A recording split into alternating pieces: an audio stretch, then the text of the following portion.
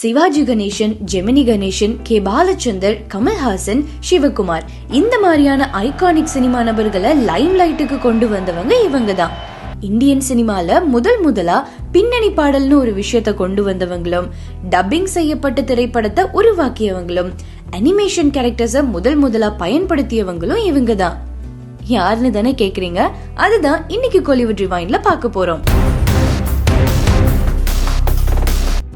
AVM ஸ்டுடியோஸ்னா தெரியாதுன்னு சொல்ற Tamil cinema ரசிகர்களே இருக்க முடியாது. அந்த அளவுக்கு சினிமாக்காக நிறைய கண்ட்ரிபியூட் பண்ண ஒரு ப்ரொடக்ஷன் ஹவுஸ் தான் ஏவிஎம் ஸ்டுடியோஸ். ஏவி மெய்யப்பன் 1934ஆம் ஆண்டு தொடக்கம் பிலிம் ப்ரொடக்ஷன்ல இருந்தாலுமே ஏவிஎம் நிறுவனம் 1945ஆம் ஆண்டு தான் ஆரம்பிக்கப்பட்டது. ஏவிஎம் ஸ்டுடியோஸ் மூலமாக 80 ஆண்டுகளுக்கும் மேலாக தமிழ், தெலுங்கு, கன்னடா, ஹிந்தி போன்ற மொழிகள்ல பல தனித்துவமான திரைப்படங்கள் வெளியாகி இருக்கு.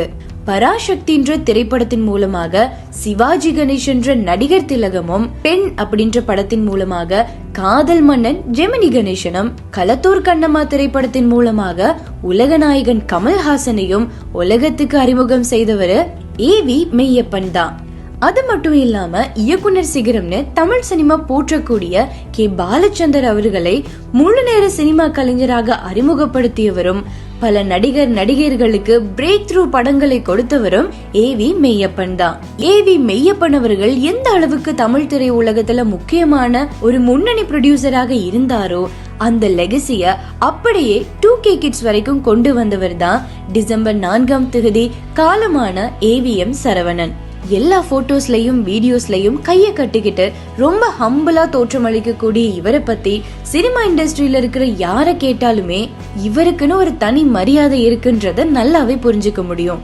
சின்ன வயசுல இருந்தே சினிமா பார்த்து சினிமா அறிவு அதிகம் அப்படிங்கறதுனால தன்னுடைய தந்தை ஏவி மெய்யப்பன் உயிரோட இருக்கும் போதே திரைப்படங்களுக்கான தன்னுடைய கருத்துக்களை வெளிப்படுத்துறதும், திரைப்படங்கள் தொடர்பான முடிவுகளை எடுக்கிறதுக்கு உதவி செய்வதுமாக சின்ன வயசுல இருந்தே சினிமாக்கான கண்ட்ரிபியூஷன் ஆரம்பிச்சிருக்காரு ஏவிஎம் சரவணன். ஏவிஎம் ஸ்டுடியோஸ் தன்னுடைய பொறுப்பில் இருக்கும் போதே நானும் ஒரு பெண், சம்சாரம் அது மின்சாரம், மின்சார கனவு, சிவாஜி தி பாஸ், அயன், பேரழகன், வேட்டைக்காரன், பிரியமான தோழி போன்ற வெவ்வேறு காலகட்டங்கள்ல பல பிளாக்பஸ்டர் திரைப்படங்களை ப்ரொடியூஸ் பண்ண பெருமை ஏவிஎம் சரவணனை தான் சேரும். ஏவிஎம் சரவணன் அவர்கள் மேல எந்த அளவுக்கு எல்லாருக்கும் மரியாதை இருக்கோ அந்த அளவுக்கு நம்பிக்கையும் இருக்குன்றதுக்கு ஒரு சின்ன எக்ஸாம்பிள் தான் சிவாஜி அப்படின்ற ஒரு பெரிய வெற்றி படத்துல சூப்பர் ஸ்டார் அவர்கள் நடிக்க ஒப்பந்தமான போது வெறும் 1001 ரூபாய் மட்டுமே அட்வான்ஸ் வாங்கிட்டு நடிச்சு கொடுத்திருக்காரு. அது மட்டும் இல்லாம ஏவிஎம் சரவணன் அவர்கள் ப்ரொடியூஸ் பண்ற படங்கள் நினைச்ச அளவுக்கு வெற்றி அடையல அப்படின்னா டிஸ்ட்ரிபியூட்டர்ஸ்க்கு அவரே கால் பண்ணி அடுத்த ப்ராஜெக்ட்ஸ்ல எல்லாத்தையும் சரி பண்ணிக்கலாம் அப்படின்னு தெரியப்படுத்தக்கூடிய ஒரு நல்ல மனசுக்காரர்னு இண்டஸ்ட்ரியில இருக்கிறவங்க அவரை பத்தி பேசுறது உண்டு.